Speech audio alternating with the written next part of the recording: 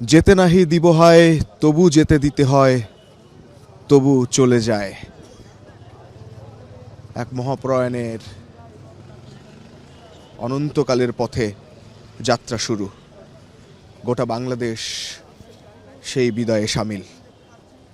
দ্বিতীয় বিশ্বযুদ্ধের ঠিক পরেই দিনাজপুরের স্কেন্দার মজুমদার ও তৈয়বা খাতুনের ঘর আলো করে এসেছিলেন যে পুতুল, দিনাজপুরের এক সাধারণ পরিবার, তারপর সেখান থেকে রাজনৈতিক এক মহাকাব্য লিখে আজ তিনি মহাপ্রয়াণের পথে। 1960 সালে তৎকালীন সেনা কর্মকর্তা জিয়াউর রহমানের সঙ্গে বিবাহ। তারপর দীর্ঘ 2 দশক তিনি ছিলেন কেবল একজন স্ত্রী, একজন মা, একজন গৃহবধূ।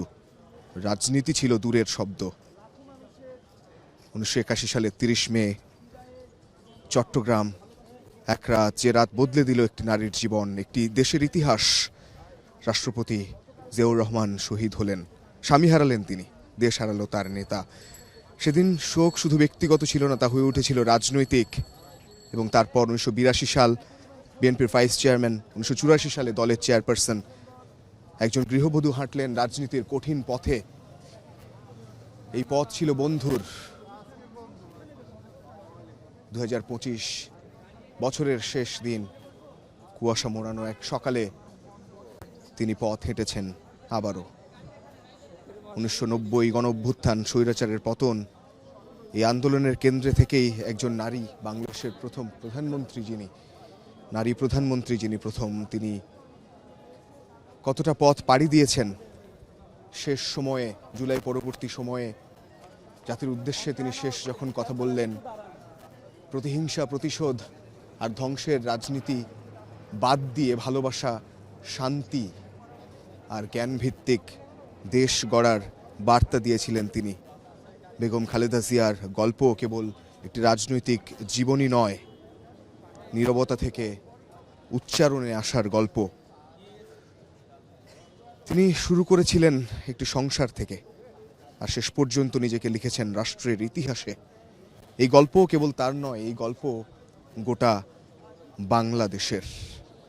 মানিক মিয়া এভিনিউ জুড়ে, জাতীয় সংসদ ভবন মাঠ জুড়ে আজ অনুষ্ঠিত হবে জানাজা, এবং বেলা 2টার দিকে সেই জানাজায় সামিল হবে গোটা দেশ, সর্বস্তরের মানুষ। বাংলাদেশের জাতীয় নেতাকে সর্বস্তরের জনগণ যাতে নির্বিঘ্নে সম্মান জানাতে পারেন, তার জানাজায় অংশ নিতে পারেন, সেজন্য যাবতীয় প্রস্তুতি এরই মধ্যে গ্রহণ করা হয়েছে।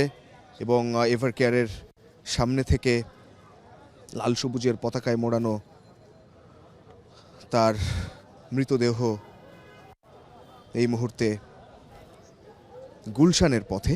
গুলশান যাবেন এভার কেয়ার হাসপাতাল থেকে এই 36 জুলাই এক্সপ্রেসওয়ে হয়ে, কুড়িল ফ্লাইওভার হয়ে, নৌ সদর দপ্তর হয়ে, বাসভবন ফিরোজা গুলশান 2, এরপর কামাল আতাতুর্ক এভিনিউ হয়ে যাবে